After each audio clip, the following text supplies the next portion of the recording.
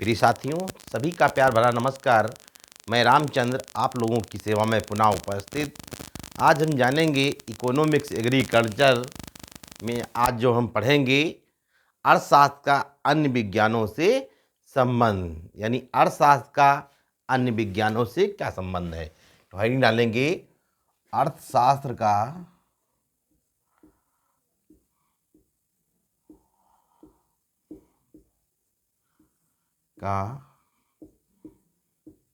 अन्य विज्ञानों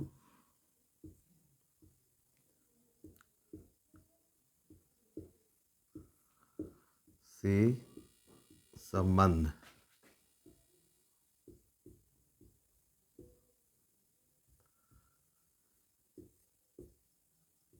यानी अर्थशास्त्र का अन्य विज्ञानों से क्या संबंध है, इसके बारे में जानेंगे। तो इसमें सबसे पहले जैसे कहा जाए अर्थशास्त्र और समाजशास्त्र, तो अर्थशास्त्र और समाजशास्त्र में बहुत ही घनिष्ठ संबंध है। समाजशास्त्र क्या है? समाजशास्त्र एक वृक्ष है, तो अर्थशास्त्र उसकी एक शाखा है। तो बिना समाजशास्त्र के अर्थशास्त्र की कल्पना नहीं की जा सकती। कहा जाए इन दोनों में पिता और पुत्र के समान संबंध है। अर्थशास्त्र एक ऐसा विषय है जिसमें अर्थशास्त्र में आर्थिक पहलुओं का अध्ययन किया जाता है, जबकि समाजशास्त्र में सामाजिक पहलुओं का अध्ययन किया जाता है। इसके बाद में अर्थशास्त्र और इतिहास।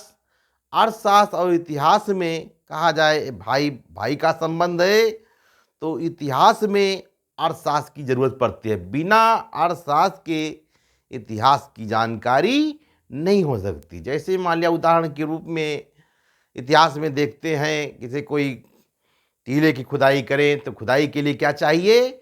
धन चाहिए। बिना धन के टीले की खुदाई नहीं हो पाएगी। तो अर्थशास्त्र और इतिहास में बहुत ही घनिष्ठ संबंध है। इतिहास में बीते हुए समय को पुनः याद किया जाता है। बीते हुए समय को पुनः याद करना क्या कहलाएगा? इतिहास कहलाएगा। जबकि अर्थशास्त्र में आर्थिक पहलुओं का अध्ययन किया जाता है।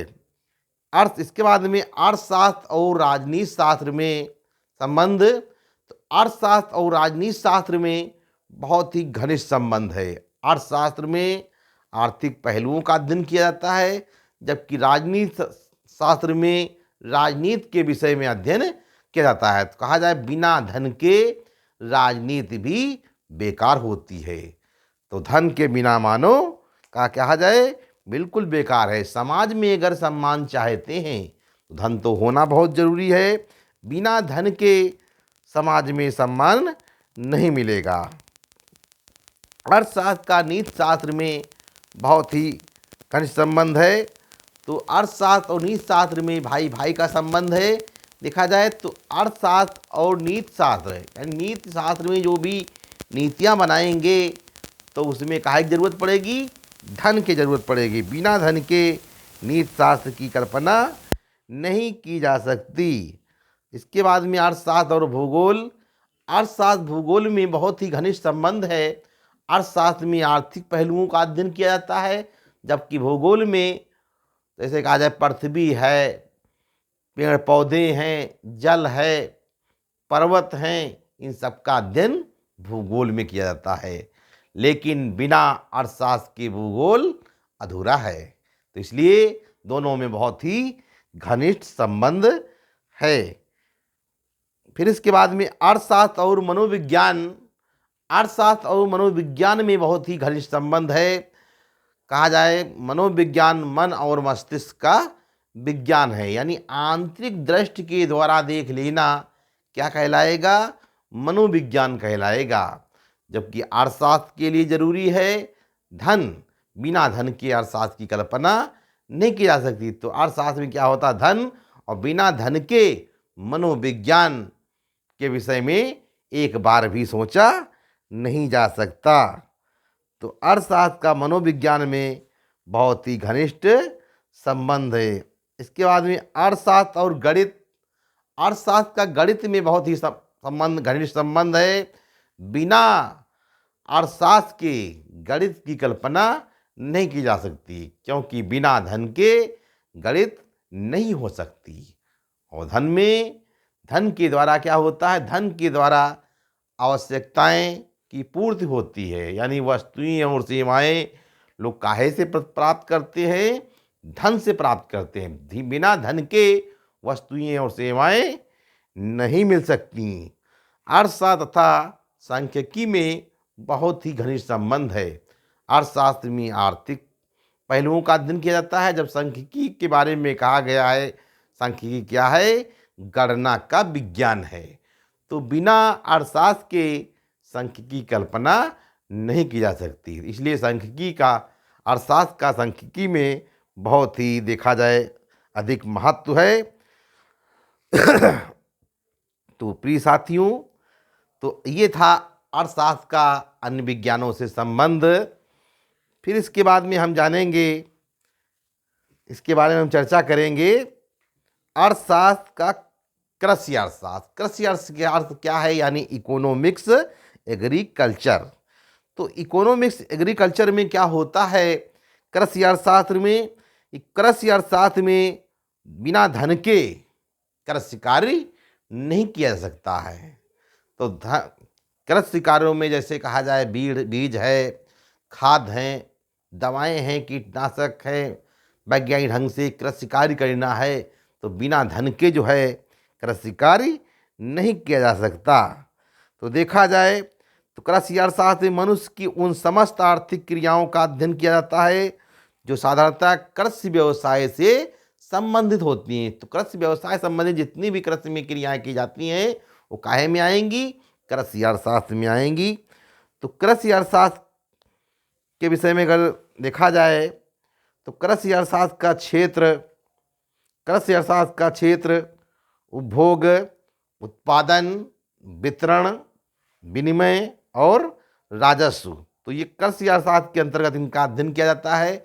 तो उत्पादन क्या है, उत्पादन का मतलब उपयोगिता का सृजन करना ही उत्पादन कहलाता है। जैसे गीली मिट्टी का कोई विशेष महत्व नहीं है, गीली मिट्टी से मूर्तियां बना देना और बाजार में बेच देना क्या कहलाएगा, उत्पादन कहलाएगा। इसी तरीके से जंगल से लकड़ी को काट करके शहर में बेच देना क्या कहलाएगा, उत्पादन कहलाएगा।